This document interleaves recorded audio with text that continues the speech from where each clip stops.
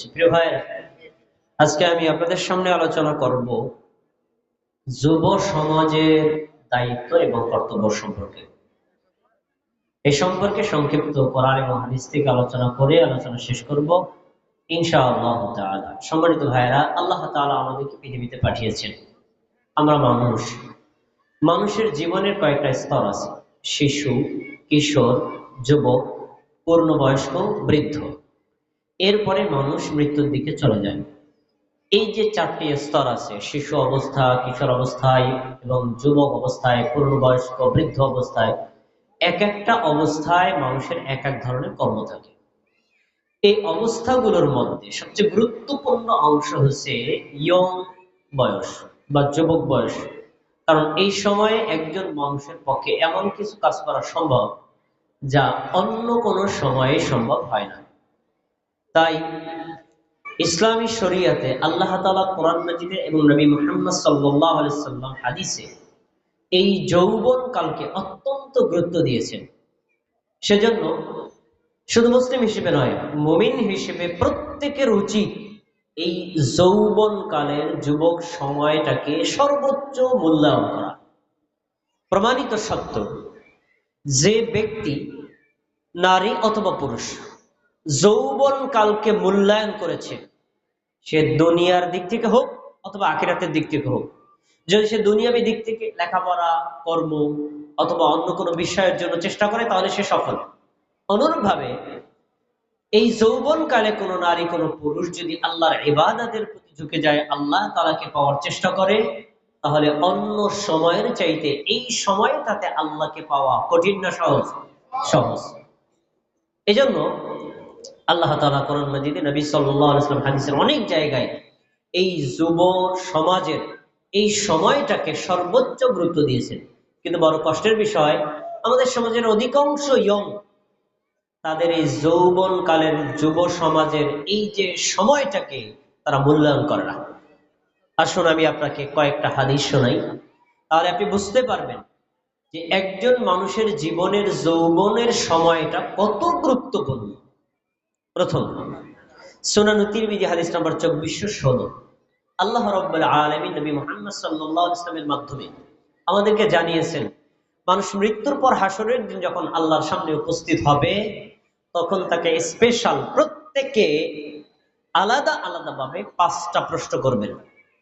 একটু কথা বলবেন, আর কেউ দায়িত্বে থাকলে ওদিকে শিশুদেরকে বসায় দিবেন যেন কথা না হয়। প্রত্যেককে আলাদা আলাদা করে 5টা প্রশ্ন করবেন। এই প্রশ্নগুলো এমন প্রশ্ন, হাদিসের শব্দ উত্তর না দিয়ে এক কদমও সেখান থেকে নড়তে পারবে না। এতে কি বোঝা যায়? প্রশ্নের উত্তরগুলো কি অপশনাল না বাধ্যতামূলক? প্রশ্নের উত্তরগুলো প্রত্যেককে বাধ্যতামূলক, এবং এই প্রশ্নগুলোর যথাযথ উত্তর, সদুত্তর কেউ যদি দিতে ব্যর্থ হয়, তাহলে তার পরিণতি জাহান্নাম। আর যদি সঠিক উত্তর সে দিতে পারে, তাহলে তার পরিণত হবে কি? জান্নাত। হাদিস দেখেন, عن ابن مسعود رضي الله تعالى عنه أنه قال, আব্দুল্লাহ ইবনে মাসউদ রাদিয়াল্লাহু তাআলা আনহু বলেন, قال رسول الله صلى الله عليه وسلم, আল্লাহর রাসূল সাল্লাল্লাহু আলাইহি ওয়াসাল্লাম বলেছেন, لا تزال قدم ابن آدم يوم القيامة من عند ربه। আদম যত সন্তান আছে, মানে মানুষ যতই আছে, আস্তিক হোক নাস্তিক হোক, ছোট হোক বড় হোক, নারী হোক পুরুষ হোক, আল্লাহর নিকটে 5টি প্রশ্নের উত্তর না দেওয়া পর্যন্ত এক কদমও সেখান থেকে নড়তে পারবে না। পারমিশন নাই, জায়গায় দাঁড়ায় থাকো, আগে উত্তর দাও, তারপরে নড়বা। 5টা প্রশ্ন কি? 5টি প্রশ্নের প্রথম প্রশ্ন হলো, আন উমরিহি ফীমা আফনা। আল্লাহ তাআলা তোমাকে হায়াত দিয়েছিলেন 20 বছর, 30 বছর, 40 বছর, 50 বছর, 60 বছর। এই দীর্ঘ হায়াতে এই সময়টাকে তুমি কিভাবে ব্যয় করেছো? আল্লাহ যে তোমাকে হায়াত দিলেন, 60 বছর, 70 বছর, 50 বছর তুমি কি বেঁচে ছিলা? আল্লাহর দেওয়া এই নিয়ামত, তুমি কিভাবে ব্যয় করেছো আল্লাহর রাস্তায়, আল্লাহকে পাওয়ার জন্য, পরকালের জন্য, জান্নাত পাওয়ার জন্য, জাহান্নাম থেকে বাঁচার জন্য, আল্লাহর ইবাদতের জন্য ব্যয় করেছো, নাকি শুধুমাত্র দুনিয়ার পার্থিব লোভ লালসার জন্য ব্যয় করেছো? এই প্রশ্নের উত্তর তোমাকে আগে দিতে হবে, কারণ এটা ছিল আল্লাহর পক্ষ থেকে তোমাকে দেওয়া এক বড় নিয়ামত। প্রথম প্রশ্ন হায়াত সম্পর্কে। দ্বিতীয়, পরের প্রশ্ন হলো ওয়ান শাবাবিহি ফীমা আবলা। জিজ্ঞেস করা হবে আল্লাহ তাআলা তোমাকে যৌবন দিয়েছিলেন, হে যুবতী তোমাকে যৌবন দিয়েছিলেন, হে যুবক তোমাকে যৌবন দিয়েছি। যৌবনের সময়টা ছিল শক্তিশালী, সুঠামদেহ, যে কোনো কাজ তুমি করতে পারতা, আল্লাহর ইবাদত করতে পারতা, অন্যায় কাজে লিপ্ত হতে পারতা। তুমি এই সময়টাকে কিভাবে ব্যয় করেছো? 2 নম্বর প্রশ্ন যৌবন সম্পর্কে। কয়টা প্রশ্ন গেল? 3 নম্বর প্রশ্ন হলো আল্লাহ তাআলা তোমাকে সম্পদ দিয়েছিলেন, এই সম্পদ নাম মিন আইনা ইকতাসাবাহু, কিভাবে তুমি আয় করেছিলা? তোমার সম্পদ কি হারাম নাকি হালাল? জুলুম করে অর্জন করেছো নাকি আল্লাহর দেওয়া সিস্টেমে অর্জন করেছো? তুমি নিজে উপার্জন করেছো নাকি সুদ নাকি ঘুষ নাকি অন্যায়ের মাধ্যমে উপার্জন করেছো? কিভাবে করেছো? জবাব দাও।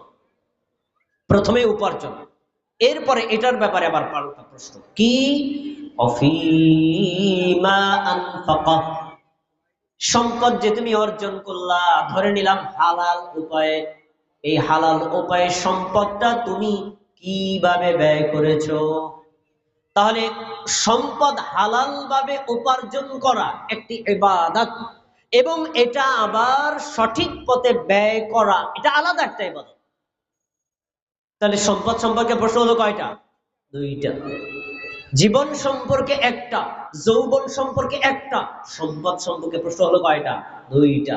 তাহলে সম্পদ কত গুরুত্বপূর্ণ বিষয়, আমরা এটাকে মূল্যায়ন করি না। পরের হাদিস দেখেন, হাদিসের পরের অংশ দেখেন, ওয়ামাযা আমিলা ফীমা আলিমা। হে যুবক, হে যুবক, হে নারী, হে পুরুষ, হে মুসলিম তুমি শোনো, হে মুমিন তুমি শোনো, তুমি যা জানতা ধর্মীয় বিষয়, আল্লাহর বিধান, তাওহীদ সম্পর্কে, সুন্নাত সম্পর্কে, বিদআত সম্পর্কে, নিফাক সম্পর্কে, কুফর সম্পর্কে, ঈমান সম্পর্কে, ইসলাম সম্পর্কে যতটুকু জানছো, মানছো কতটুকু? জানার পরে আমল কতটুকু করছো? এই জবাব তুমি আগে দাও। কয়টা প্রশ্ন গেল? 5টা প্রশ্ন। একটু আমার খেয়াল করে শুনুন। প্রথম প্রশ্ন হায়াত, জীবন সম্পর্কে। দ্বিতীয় প্রশ্ন যৌবন সম্পর্কে। তৃতীয় প্রশ্ন সম্পদের উপার্জন সম্পর্কে। চতুর্থ প্রশ্ন সম্পদের ব্যয় সম্পর্কে। পঞ্চম প্রশ্ন তুমি যা জানতা আমল করছো কতটুকু? 5টি প্রশ্নের উত্তর না দিয়া কোন নারী, কোন পুরুষ, কোন যুবক, কোন যুবতী, কোন কালো মানুষ, কোন সাদা মানুষ, কোন আলেম, কোন সাধারণ মানুষ, কেউ আল্লাহর সামনে থেকে 1 চুল পরিমাণ সরার পারমিশনও পাবে না। আপনাদের কাছে একটা প্রশ্ন, সময় তো কম, বোঝানোর জন্য সময় কম পাওয়া যাবে। আচ্ছা ভাই, জীবনের মধ্যে যৌবন আছে না নাই? জীবন কি জন্ম নিলেন মৃত্যু নিলেন, পুরোটা সময় কি জীবন না? যৌবন কি এর পার্ট না? তা আল্লাহ তাআলা জীবন সম্পর্কে প্রশ্ন করেছেন, যৌবন সম্পর্কে আবার জিজ্ঞেস করার কারণ কি বলেন তো? কারণ জীবনের যতগুলো পার্ট আছে, অংশ আছে, এর ভিতরে মোস্ট ইম্পর্টেন্ট পার্ট হলো যৌবন। যৌবন এমন একটা জিনিস, এই যৌবন কেউ যদি আল্লাহর রাস্তায় ব্যয় করে, কিয়ামতের দিন আল্লাহ তাআলা সারা পৃথিবীর মানুষের সামনে তাকে স্পেশাল আলাদা সম্মান করবেন, যে সম্মান কিয়ামতের দিন অন্য সাধারণ মানুষ পাবে না। যুবক ভাইরা মনোযোগ দিয়ে শুনুন, সহিহ বুখারী হাদিস নাম্বার 660। عن ابي هريره رضي الله تعالى عنه انه قال, আবু হুরায়রা রাদিয়াল্লাহু তাআলা আনহু বলেন, قال رسول الله صلى الله عليه وسلم, আল্লাহর রাসূল সাল্লাল্লাহু আলাইহি ওয়াসাল্লাম বলেছেন, সাবআতু ইউযিল্লুহুমুল্লাহু ইয়াওমা লা যিল্লা ইল্লা যিল্লুহ, কিয়ামতের দিন আল্লাহ রাব্বুল আলামিন তার নিজের ছায়ায় 7 শ্রেণীর মানুষকে আশ্রয় দিবেন। সুবহানাল্লাহ। কয় শ্রেণীর মানুষকে আশ্রয় দিবেন? কথা বলেন, কয় শ্রেণীর? 7 শ্রেণীর মানুষকে আল্লাহর ছায়ায় স্থান দিবেন। হাদিসের উপর সম্পর্ক প্রশ্ন আপনাদের কাছে, আল্লাহর ছায়ায় স্থান যেহেতু পাবেন, তাহলে আল্লাহর কি আকার আছে না নাই? যে বস্তুর আকার আছে সেটারই ছায়া আছে, যার আকার নাই তার কোনো ছায়াও নাই। হাদিসের শব্দ, কিয়ামতের দিন আল্লাহর ছায়ায় থাকবে, মানে কি আল্লাহর আকার আছে। এখন আকারটা কি আপনার আমার মতো? নাউজুবিল্লাহ। পৃথিবীতে আল্লাহ তাআলা এমন কোনো কিছুই সৃষ্টি করেন নাই যা আল্লাহর সাথে তুলনীয় হতে পারে। আল্লাহর তুলনা শুধুই আল্লাহ। আল্লাহর আকার আল্লাহর মতোই, পৃথিবীর কারোর সাথে তুলনা করা যাবে না। এখন কিয়ামতের দিন আল্লাহর ছায়া দরকার কি? প্রশ্ন হতে পারে, কেন দরকার, কি করবো আমি এটা দিয়ে? শুনুন, আজকে 13 লক্ষ মাইল সূর্য আমাদের থেকে দূরত্বে। কিয়ামতের দিন হাদিসের শব্দ, 1 মাইল অথবা 2 মাইল এই সূর্য থাকবে দূরত্বে। কয় মাইল? আমি ধরে নিলাম 2 মাইল। তো 2 মাইল দূরত্ব যদি সূর্য থাকে, সেই সূর্যের তাপে আপনার অবস্থা কি হবে? হাদিসের শব্দ এসেছে, মানুষ ঘামতে ঘামতে, ঘাম দিয়ে মানুষ গোসল করে ফেলবে, কারো ঘাম বুক পর্যন্ত, কারো ঘাম নাক পর্যন্ত, কারো ঘামে ডুবে যাবে। এমন তীব্র গরমে, তীব্র অশান্তির মধ্যে আল্লাহর ছায়া যারা পাবে তাদের কোনো কষ্টই হবে না। সুবহানাল্লাহ। আল্লাহর ছায়া দরকার আছে না? তাহলে খনিকান্দি এলাকার যুবক ভাইরা শুনুন, আপনারা অনেক মহান মহান কাজ করেন। এই মহান মহান কাজের সাথে যদি আপনার ঈমান, আপনার আমল, আপনার সালাত, আপনার নেক আমল যুক্ত থাকে, কিয়ামতের দিন আল্লাহ তাআলা আপনাকে এক স্পেশাল পাওয়ার দিবেন। আল্লাহ তার নিজের ছায়ায় স্থান দিবেন। 7 শ্রেণীর মধ্যে প্রথম শ্রেণী হলো আল ইমামুল আদিল, ন্যায় বিচারক, বাদশাহ, রাষ্ট্রপতি, প্রধানমন্ত্রী, বিচারপতি, এমপি, মন্ত্রী, চেয়ারম্যান, মেম্বার, এলাকার মাতবার, সমাজপতি, যে যে স্তরে দায়িত্ব আছে, এমনকি পরিবারের কর্তাও যিনি, তিনি যদি পরিবারের মধ্যে ন্যায় বিচার প্রতিষ্ঠা করেন, আল্লাহ তাকে তার ছায়ায় স্থান দিবেন। 2 নম্বরে নবী সাল্লাল্লাহু আলাইহি ওয়াসাল্লাম যুবকদের এনেছেন অন্য কারণ। 2 নম্বর, ওয়াশাবুন নাশাআ ফি ইবাদাতি রাব্বিহি, যেই যুবক, যেই যুবতী যৌবনকালে অন্যায় কাজ থেকে বিরত থেকেছে, মদ, জুয়া, ফেন্সিডিল, ইয়াবা অথবা অন্য কোনো অন্যায় কর্মের সাথে, চুরি করা, ছিনতাই করা, রাহাজানি করা, অন্যায় কর্মের সাথে থেকে মুক্ত, সে এগুলো থেকে, পাপ থেকে মুক্ত থেকেছে, আল্লাহর ইবাদতে নিজের যৌবনটা ব্যয় করেছে, আল্লাহ এই যুবতীকে, এই যুবককে সমস্ত পৃথিবীর মানুষের সামনে আল্লাহ তার নিজের ছায়ায় স্থান দিয়ে দিবেন। সুবহানাল্লাহ। যুবক ভাইরা দেখেছেন, আপনাদের মান, আপনাদের মর্যাদা ইসলামী শরীয়তে এমনকি আল্লাহর কাছে কত উচ্চতলে ধরা হয়েছে। এবার দেখুন, যুবকরা, যুবক যুবতী যারা আছেন, তাদের সময়টা যে ইবাদতে ব্যয় হবে, পাশাপাশি দুনিয়ার তো প্রয়োজনে ব্যয় করবেন, শিক্ষা, ক্যারিয়ার গঠন ইত্যাদি বিষয়ে আপনি সময় ব্যয় করবেন, এটা আপনার দুনিয়াবি পার্থিবী প্রয়োজনে দরকার। কিন্তু শুনুন, আপনি মূলত যৌবনটা যদি আল্লাহর সন্তুষ্টির জন্য ব্যয় করতে পারেন, তাহলেই আপনি সফল একজন যুবক আর সফল একজন যুবতী। এ বিষয়ে রাসূল সাল্লাল্লাহু আলাইহি ওয়াসাল্লাম একজন সাহাবীর দৃষ্টান্ত আমি আপনার সামনে পেশ করছি। সাহাবী ছিলেন কি? আব্দুল্লাহ ইবনে ওমর। আব্দুল্লাহ ইবনে ওমর রাদিয়াল্লাহু তাআলা আনহু বলেন, কুনতু গুলামান শাবান আযাবান, আমি ছিলাম একজন শক্তিশালী, তরতাজা, টকটকে যুবক। যখন যুবক বয়সে ছিলাম, তখন আমি যৌবন বয়সে কোথায় বসবাস করতাম? শোনো, তাবিঈদেরকে বলছেন, তাবিঈরা শোনো, আমি যৌবন বয়সে কোথায় বসবাস করতাম? তিনি বলছেন, ফি আহদিন নবী সাল্লাল্লাহু আলাইহি ওয়াসাল্লাম ওয়া কুনতু আবিতু ফিল মসজিদি, আমি যুবক অবস্থায় আল্লাহর ঘর মসজিদেই কাটিয়ে দিয়েছি। সুবহানাল্লাহ। আল্লাহর ঘর মসজিদে কাটানোর কারণ কি? বর্তমানে ইউনিভার্সিটি আছে, বিশ্ববিদ্যালয় আছে, কলেজ আছে, মহাবিদ্যালয় আছে, মাদ্রাসা আছে, হাই স্কুল আছে, প্রাইমারি স্কুল আছে। রাসূলের জীবনে এগুলো ছিল? ছিল না। সে সময় জ্ঞান অর্জনের সেন্টার, জ্ঞান অর্জনের মার্কাজ ছিল মসজিদে নববী। যেই যুবক, যেই যুবতী ওই মার্কাজে বেশি সময় দিয়েছে, সে আল্লাহর ইবাদত যেমন অর্জন করতে পেরেছে, পার্থিব জীবনটাও সে সফলতার সাথে ব্যয় করতে পেরেছে। তো আব্দুল্লাহ ইবনে ওমর রাদিয়াল্লাহু তাআলা আনহু আল্লাহর রাসূলের জামানায় যুবক বয়সে মসজিদে থেকেছেন আল্লাহর ইবাদতে, আল্লাহর সালাতে আর জ্ঞান অর্জনের পিছনে। এই জন্য আব্দুল্লাহ ইবনে ওমর মারা গেছেন প্রায় 14-17 বছর আগে।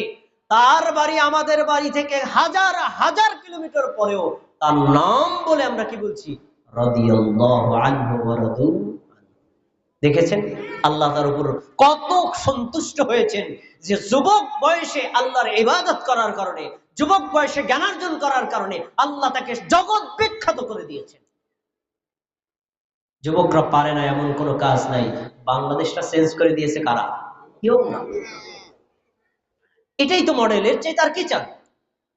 বৃদ্ধ বয়সের মানুষরা পারে নাই, কিশোর বয়সের মানুষরা পারে নাই, অনেক দল আর সংগঠন চেষ্টা করেছে, পারে নাই। যা মানুষ পারে নাই ইয়ংরা পেরেছে। তাহলে বোঝা যায় ইয়ং আর যুবক বয়স এমন বয়স যা অসাধ্যকেও সাধন করা যায়। তাই খনিকান্দি এলাকায় আমার মাইকের আওয়াজ যে পর্যন্ত যায়, আমিও যুবক, আপনিও যুবক, যুবক ভাইকে অনুরোধ করছি, আসুন দুনিয়াবি ক্যারিয়ার গঠনের পিছনে যেমন আপনি ব্যয় করবেন, আল্লাহর সন্তুষ্টির জন্য আল্লাহর পথে ব্যয় করবেন, তাহলে আপনি দুনিয়ার জীবনেও হবেন সফল আর পরকালীন জীবনেও হবেন সফল। আল্লাহ তাআলা আমাদের যুবক ভাইদেরকে এই বুঝ দান করার তৌফিক দান করুন। আরো কিছু দৃষ্টান্ত আপনার সামনে পেশ করছি। মানে এই কথাগুলো বলার উদ্দেশ্য কি, আপনি যুবক বয়সে আপনার দায়িত্ব কর্তব্য বোঝার আগে আপনার নিজের গুরুত্ব অনুধাবন করতে হবে। যদি আপনার নিজের গুরুত্বই না বোঝেন তাহলে আপনি অনুভব করতে পারবেন না। আমাদের সমাজে যুবক বয়সের স্টুডেন্টদেরকে দেখা যায় তারা পাবজি গেম খেলতে খেলতে একবারে সারা রাত কাটায় দেয়। এমন যুবক কি আমাদের সমাজে আছে না নাই? তাহলে এই যুবকের সমস্যাটা কোথায়? সে তার যৌবনের মূল্য বোঝে না। সে বোঝে না সময়ের মূল্য কত বেশি। শুনুন, একজন মানুষের জীবনে আল্লাহর পক্ষ থেকে যত নিয়ামত আছে তার ভিতরে শ্রেষ্ঠতম একটা নিয়ামত হলো সময়। এজন্য আল্লাহ বলেছেন ওয়াল আসরি ইন্নাল ইনসানা লাফি খুসর। আর আল্লাহ তাআলা সময়ের কসম করে বলছেন নিশ্চয়ই মানুষ ক্ষতির মধ্যে লিপ্ত। কে ক্ষতির মধ্যে লিপ্ত? যে সময়ের মূল্যায়ন করে না, যে টাইম ভ্যালুলেস অবস্থায় জীবনযাপন করে, যে সময়ের কোনো গুরুত্ব দেয় না, যৌবন বয়সে খেলাধুলা করে, যৌবন বয়সে মোবাইলের পিছনে ব্যয় করে, যৌবন বয়সে ইয়াবা, ফেন্সিডিল, হেরোইন, বিভিন্ন মদ, গাঁজা, আড্ডা, নারী ইত্যাদির পিছনে যারা ব্যয় করে, এরা দুনিয়াতেও সফল হয় না, পরকালে তো হতেই পারে। কয়েকজন ব্যক্তির দৃষ্টান্ত আপনার সামনে পেশ করছি। মালিক ইবনে হুয়াইরিস রাদিয়াল্লাহু তাআলা আনহু বলেন, রাসূল সাল্লাল্লাহু আলাইহি ওয়াসাল্লামের জামানায় আমরা সমবয়স্ক কিছু যুবক আল্লাহর রাসূলের ইবাদত শিক্ষাদান করার জন্য আল্লাহ রাসূলের মসজিদে নববীতে একটানা 20 রাত আর 20 দিন অবস্থান করেছি। তাহলে যৌবন বয়সে তারা কিসের জন্য এসেছিল? ইবাদত শিক্ষা নেওয়ার জন্য। আরো আছে ওয়ারাকা ইবনে নাউফেল। ওয়ারাকা ইবনে নাউফেল রাসূল সাল্লাল্লাহু আলাইহি ওয়াসাল্লাম যখন নবুয়ত লাভ করলেন তখন রাসূল সাল্লাল্লাহু আলাইহি ওয়াসাল্লামের স্ত্রী বলছিলেন, চলেন আমার চাচাতো ভাই আছে তার কাছে আপনার কাছে নিয়ে যাই। তখন তিনি বৃদ্ধ বয়সে পৌঁছে গেছেন। ওয়ারাকা ইবনে নাউফেল বলেছেন, মুহাম্মদ সাল্লাল্লাহু আলাইহি ওয়াসাল্লাম শোনো, আপনার কাছে তো নামুস এসেছে, মানে জিবরাইল এসেছে। এই ব্যক্তির কাছে যে এসেছে তাকেই তার সমাজের লোকেরা বের করে দিয়েছে।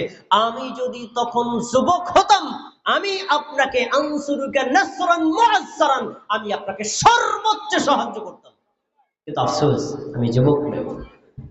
তাহলে বোঝা যায় যুবক বয়সে আপনি যদি যৌবনটাকে ব্যয় করতে না পারেন, বৃদ্ধ বয়সে আফসোস করে আর রিকভার করা যাবে না। এই সময়টার মূল্যায়ন করতে হবে। তারপরে আমরা জানি কিয়ামতের একটি বড় লক্ষণ হলো দাজ্জাল। দাজ্জাল যখন আগমন করবে, যেখানে যাবে সেখানকার মানুষদেরকে কাফের, মুশরিক, বেঈমান বানায় তারপরে চলে আসবে। কিন্তু মদিনায় প্রবেশ করার আগে একজন যুবককে যখন ধরবে তখন তাকে বলবে, তুমি আমাকে আল্লাহ বলে স্বীকার করো। সে বলবে, না আমি স্বীকার করবো না। তখন যুবককে সে 2 টুকরা করে হত্যা করবে, আবার জীবিত করে বলবে, তুই আমারে স্বীকার করলি না, আল্লাহ বলে দেখ তোরে মরা থেকে আবার বাঁচাইছি। তখন যুবক বলবে, আল্লাহর কসম করে বলছি আমি আমার নবীকে বলতে শুনেছি তুমি এমন একজন যুবককে এরকম 2 টুকরা করে আবার জীবিত করবা। তুমি যে মিথ্যাবাদী দাজ্জাল, আমি শিওর আমি তোমাকে কখনোই আল্লাহ বলে স্বীকার করব না। হাদিসটি কেন বললাম জানেন? দাজ্জাল এত বড় ভয়ঙ্কর, এই ভয়ঙ্কর ব্যক্তির সামনে বুক পেতে দাঁড়িয়েছিল কে? বৃদ্ধ মানুষ কে? যুবক। তাহলে বোঝা যায় যুবকরা যদি তাদের এই যৌবনের সময়কে মূল্যায়ন করে, যুবতীরা যদি তাদের সময়কে মূল্যায়ন করে, সে দুনিয়াতেও সফল হবে, আখিরাতেও সফল হবে। আসুন আরেকটা দৃষ্টান্ত আপনাকে দেই। এই যুবকরা যে সকল কারণে নষ্ট হয়ে যায়, তার 4টি কারণ আমি আপনাদের সামনে বলছি। প্রথম কারণ মাদকতা, নেশাদার দ্রব্যের সাথে জড়িয়ে যাওয়া। দ্বিতীয় কারণ জেনার সাথে সম্পৃক্ত হওয়া। তৃতীয় কারণ মোবাইলে আসক্ত হওয়া। চতুর্থ কারণ খেলাধুলার পেছনে বেশি সময় দেওয়া। কয়টা কারণ বলছি? 4টি কারণ। কোন নারী, কোন পুরুষ যুবক অবস্থায়, যুবতী অবস্থায় যদি এই 4টার সাথে জড়িয়ে যায়, তাহলে সে দুনিয়াতেও সফল হয় না, পরকালেতে হবেও। তার ভিতরে আমি একটা দৃষ্টান্ত পেশ করছি। রাসূল সাল্লাল্লাহু আলাইহি ওয়াসাল্লাম পূর্ববর্তী জামানার একজন যুবকের দৃষ্টান্ত করে তুলে ধরেছেন। সহিহ বুখারী হাদিস নম্বর 2215। আব্দুল্লাহ ইবনে ওমর রাদিয়াল্লাহু তাআলা আনহু বলেন, রাসূলুল্লাহ সাল্লাল্লাহু আলাইহি ওয়াসাল্লাম বলেছেন, পূর্ববর্তী জামানার 3জন ব্যক্তি রাস্তা দিয়ে চলছিল।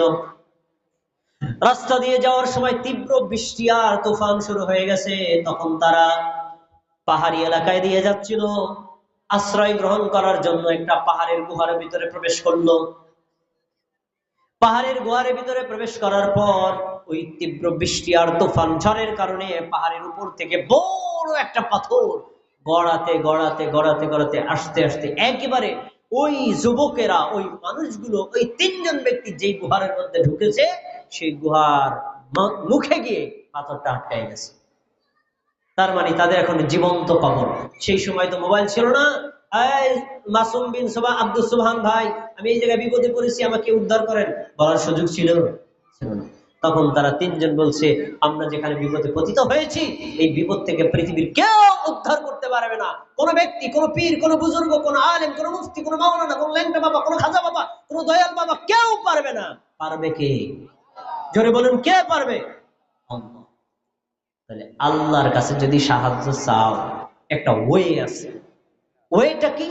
এই ওয়েটা হলো আল্লাহর একটা সিস্টেম। কেউ যদি এক আল্লাহর সন্তুষ্টির জন্য কোনো ইবাদত করে এবং সেই ইবাদতটার ওসিলা দিয়ে যদি আল্লাহর কাছে কেউ চায়, আল্লাহ দোয়া কবুল করে। 3জনে তালাশ করো তো কেউ কোনো ইবাদত পাও কিনা। 3জনে 3টি ইবাদত পেয়েছি, সময়ের অভাবে 3টা বলছি না, তার ভিতরে একটা তুলে ধরছি খনিকান্দি এলাকার যুবকদের জন্য, খনিকান্দি এলাকার যুবতীদের জন্য। শেষ না?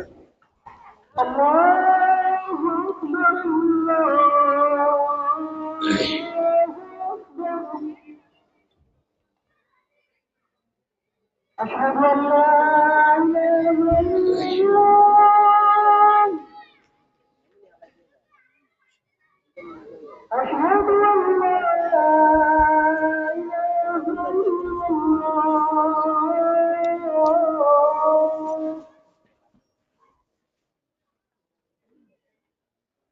أشهد أن محمدا رسول الله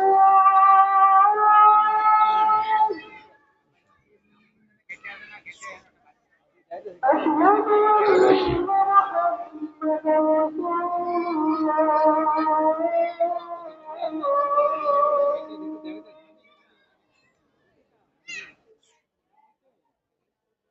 حي على الصلاة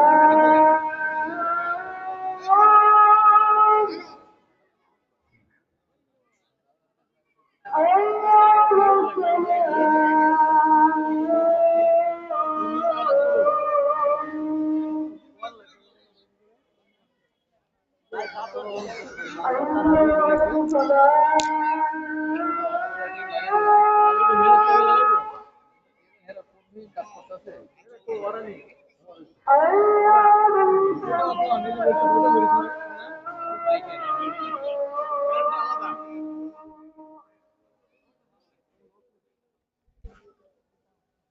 الله أكبر الله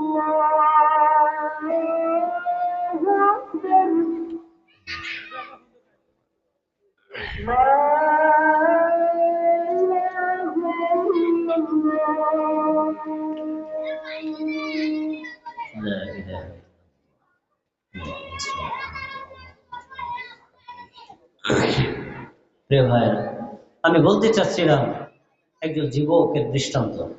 রাসূল সাল্লাল্লাহু আলাইহি সাল্লাম বললেন, ওই তিনজনের মধ্যে একজন বলল, ভাই আমি আমার জীবনে এমন একটা আমল পেয়েছি যে আমলটা শুধু আমি আল্লাহর জন্যই করেছি।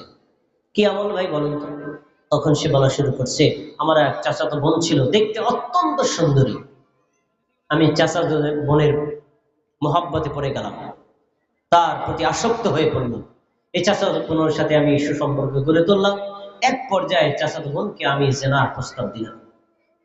কিন্তু চাচাতো বোন বলল, শোনো না, আমি তোমার সাথে জেনায় লিপ্ত হবো না, তোমাকে এই সুযোগ আমি দিব না। তুমি যদি একান্তই চাও তাহলে আমাকে 1000 দিনার দিতে হবে। দিনার মানে স্বর্ণ মুদ্রা, বহু টাকা মূল্য। কিন্তু আমার তো ইচ্ছা তার সাথে জেনায় লিপ্ত হওয়ার। অনেক কষ্ট করে, অনেক সাধনা করে, দীর্ঘদিন সংগ্রহ করে আমি 1000 দিনার একত্রিত করে আমি আমার চাচাতো বোনকে দিলাম। যে তুমি না শর্ত দিয়েছিলে, এই নাও দিলাম, এখন জেনা আমাকে অফার দিয়েছিল, ঠিক আছে সুযোগ দাও। তখন মেয়েটি তো শর্তে আটকে গেছে। তখন সে, তার সাথে আমি জেনা করব এমন একটা পরিস্থিতিতে আমি নির্জনে চলে গেলাম তাকে নিয়ে। নির্জনে চলে গিয়ে এমন একটা পরিস্থিতিতে গেছে, জেনা শুরু করব এমন পরিস্থিতিতে তখন ওই যে আমার চাচাতো বোন, সে শোয়া অবস্থায় সে আমাকে বলল, ইত্তাকিল্লাহ, আল্লাহকে ভয় করো। একটু কথা বলুন, শব্দটা কি? ইত্তাকিল্লাহ, আল্লাহকে ভয় করো। তুমি আমার আমার সতীত্বকে নষ্ট করো না, তুমি আল্লাহকে ভয় করো। এই যুবক বলছে, আমার ওই চাচাতো বোন যখন এই কথাটা বলছে, আল্লাহকে ভয় করো, এই বাক্যটা শোনার সাথে সাথে আমি লাফ দিয়ে উঠে গেছি। ওঠার পরে আমি তাকে যে 1000 দিনার দিলাম, যে তুমি আমার থেকে জেনার বিনিময় নিয়েছিলা, ওইটা দাও, তাও চাইনি। অন্যায় কাজের জন্য দিয়েছি, এটা আবার কি চাইবো? আমি আর অন্যায় কাজ করলাম না, টাকাও চাইলাম না, সেখান থেকে এক আল্লাহর ভয়ে ফিরে এসেছি। বলেন সুবহান। আমি যে ঘটনাটা বললাম না, এটা বলা সহজ, করা কি কঠিন না সহজ? অনেক কঠিন। পুরোপুরি জেনার চান্স পাওয়ার পরে কয়েকজন ব্যক্তি আল্লাহর ভয়ে ছেড়ে দেয়? জেনে রাখুন, অন্যায় কাজ করতে গিয়ে করার সুযোগ পাওয়ার পরেও কেউ যদি আল্লাহর ভয়ে অন্যায় কাজ ছেড়ে দেয়, এটাও নেক আমল। এই নেক আমলের ওসিলা দিয়ে কেউ যদি আল্লাহর কাছে চায়, সে যাই চাক, আল্লাহ তাকে তাই দিয়ে দেবে। সুবহানাল্লাহ। তখন সে বলছে, আল্লাহ আপনি যদি জানেন সে কাজটা একমাত্র আমি আপনার সন্তুষ্টির জন্য করেছি, আমি জেনায় লিপ্ত হই নাই, তাহলে আজকে আমরা তিনজনে বিপদগ্রস্ত হয়েছি, আপনি আমাদের তিনজনকে বিপদ থেকে বাঁচান। আল্লাহ রাব্বুল আলামিন তখন গায়েবী মাধ্যমে পাথরটাকে ওখান থেকে সরাইয়া দিলেন। সুবহানাল্লাহ। সংক্ষেপ ঘটনা বললাম, এরপরে তারা তিনজন বেরিয়ে আসতে পারলো। হাদিস এই ঘটনা বলার উদ্দেশ্য কি? যুবক জেনা করার সুযোগ পাওয়ার পরেও করেছে নাকি করে নাই? জেনা করার পারফেক্ট সময় তো যৌবন বয়স। তাই আমার খনিকান্দে এলাকার যুবক ভাইদেরকে বলছি, যুবতী ভাইদেরকে, বোনদেরকে বলছি, এই সময়টা আল্লাহকে পাওয়ার এক সেরা সময়, একটা গোল্ডেন চান্স। তাই আপনারা এই সময়টাকে মূল্যায়ন করুন। জেনার পিছনে, ব্যভিচারের পিছনে, অন্যায়ের পিছনে আপনারা ব্যয় করবেন না। এক আল্লাহ সন্তুষ্টির জন্য যদি আপনারা ব্যয় করেন, তাহলে আল্লাহ আপনাকে দুনিয়াতেও সফল করবেন, পরকালেও সফল করবেন। বলেন ইনশাআল্লাহ। এই যুবক ভাইদেরকে, এই যুবতী বোনদেরকে নষ্ট করার একটা বড় হাতিয়ার হচ্ছে মাদকতা, নেশাদার দ্রব্য। আমাদের সমাজের অনেক যুবক এর সাথে জড়িত আছে, আছে না নাই? এই নেশাদার দ্রব্যের সাথে জড়িয়ে যাওয়া অত্যন্ত ভয়ানক অপরাধ। এ বিষয়ে আমরা ইসলামী শরীয়তে যে বিধানগুলো আছে, অনেকগুলো কোরআনের আয়াত আছে, হাদিস আছে, সবগুলো বলছি না, সময় শেষ তো। মাত্র একটা হাদিস বলে আমি আমার আলোচনা শেষ করে দিচ্ছি, মনোযোগ দিয়ে শুনুন। আমরা নেশাদার দ্রব্য বলতে কি বুঝি? আমরা বুঝি এক বোতল মদ আনলো, বোতলটা খুলে ঢকঢক করে খেলো, মাতাল হয়ে গেল, এই হলো মদ, তাই না? কিন্তু আপনি যান মাদক দ্রব্য নিয়ন্ত্রণ যে অধিদপ্তর, সেখানে আপনি সার্চ দিবেন যে মাদক দ্রব্য কি কি, শুধু মদকে বোঝানো হয় নাই। ইয়াবা, ফেন্সিডিল, হেরোইন, কোকেইন, তারপর হলো জর্দা, সাদা পাতা, গুল, বিড়ি, সিগারেট এবং খড় ইত্যাদি যে সকল বস্তুগুলো মানুষের মেধাকে বিকৃত করে, এর প্রত্যেকটা বস্তুকে মাদক দ্রব্য হিসেবে নিষিদ্ধ করা হয়েছে। প্রত্যেকটাই মাদকের সাথে অপরাধ। এর কোনো কিছুই গ্রহণ করা যাবে না। সরাসরি তো মদ খাওয়া যাবেই না, এই সকল কোন ধরনের দ্রব্যই গ্রহণ করা যাবে না। যদি আপনি গ্রহণ করেন, রাসূল সাল্লাল্লাহু আলাইহি ওয়াসাল্লাম বলেছেন, দেখেন হাদিস শুনছি, মান শারিবাল খামরা ওয়া সাকারা, যে ব্যক্তি মাদক দ্রব্য গ্রহণ করলো অতঃপর মাতাল হয়ে গেল, এটা একটা অপরাধ। এই অপরাধের কারণে তার জন্য জাহান্নাম ফরজ হয়ে গেল। যদি সে তাওবা করে, আল্লাহ তাকে ক্ষমা করে দিবেন। 4 বার যদি এরকম করে, আবার ক্ষমা করে দিবেন। চতুর্থবার তাওবার পরেও যদি আবার পঞ্চম বারে মাদক দ্রব্য গ্রহণ করে, আল্লাহর রাসূল বলেন ওই ব্যক্তিকে আল্লাহ তাআলা তিনাতুল খাবাল খাওয়াবেন। তিনাতুল খাবাল কি? একটু আগে বলেছি, সূর্য যখন 2 মাইল মাথার উপর থাকবে, তখন জাহান্নামী শাসরবাসীদের গায়ের ঘাম, রক্ত, পুষ যখন একদম গড়াইয়া পড়বে, যারা মাদক দ্রব্য গ্রহণ করেছিল তাদেরকে সেই পুষ তাদেরকে খাওয়ানো হবে। নাউযুবিল্লাহ। আরেকটা হাদিস আরো কঠিন। রাসূল সাল্লাল্লাহু আলাইহি ওয়াসাল্লাম বলেছেন, মান শারিবাল খামরা, যে ব্যক্তি মাদক দ্রব্য গ্রহণ করলো, লাম তুকবাল্লাহু 40 সালাতান, 40 দিন পর্যন্ত তার কোন সালাতই আল্লাহর দরবারে কবুল হবে না। নামাজ পড়লেও নামাজ কবুল হবে না। তাহলে বোঝা যায় যেই নামাজ অপরাধের কারণে ঝুলন্ত থাকে, অপরাধটা কি ছোট না বড়? বড়। এজন্য যুবক ভাইদেরকে বলবো, আপনারা এই মাদকতার সাথে কোনো জড়িত থাকবেন না। হাদিসে রাসূল সাল্লাল্লাহু আলাইহি ওয়াসাল্লাম 10 শ্রেণীর মানুষকে তারা অভিশপ্ত বলেছেন। যে মাদক দ্রব্য গ্রহণ করে, যে মাদক দ্রব্য পান করে, যে মাদক দ্রব্য বহন করে, যে মাদক দ্রব্যের বিক্রেতা, যে মাদক দ্রব্যের ক্রেতা, মাদক দ্রব্যের সাথে 10 শ্রেণীর মানুষকে আল্লাহ অভিশাপ করেছেন, রাসূলও অভিশাপ করেছেন। ইসলামের পক্ষ থেকে তাদের উপর গজব পতিত হয়। আল্লাহ রাব্বুল আলামিন আমাদের এই অত্র যুব সমাজদেরকে, বিশেষ করে নারী এবং পুরুষ যারাই আছে, তাদেরকে যাবতীয় অপরাধ থেকে, মুক্ত থেকে এক আল্লাহর ইবাদত করার, দুনিয়াতে সফল হওয়ার, আখিরাতে সফল হওয়ার তৌফিক দান করুন। আল্লাহ রাব্বুল আলামিন আমাদের এই মজলিসকে কবুল করুন। যারা আয়োজন করেছে তাদের আয়োজনকে কবুল করুন। আমিন। আসসালামু আলাইকুম ওয়া রাহমাতুল্লাহি ওয়া বারাকাতুহু। অসংখ্য ধন্যবাদ জনাব খায়রুল মাওলানা মুফতি শহীদুল ইসলাম শহীদ সাহেবকে অত্যন্ত গুরুত্বপূর্ণ আলোচনা পেশ করার জন্য। সম্মানিত তাহিনী জনতা, কিছুক্ষণের মধ্যেই ইশারের জামাত অনুষ্ঠিত হবে। আপনারা সকলেই অজু করে মসজিদে চলে যান। নামাজের পরপরই একটা জানাজা আছে, পূর্ব ঘোষিত সময় অনুযায়ী জানাজা অনুষ্ঠিত হবে। জানাজার পরপরই আজকের মাহফিলের প্রধান আকর্ষণ জনাব হযরত মাওলানা হানজালা সাহেব তার মূল্যবান তাকরীর পেশ করবেন। অতএব আপনারা সময় নষ্ট না করে সকলেই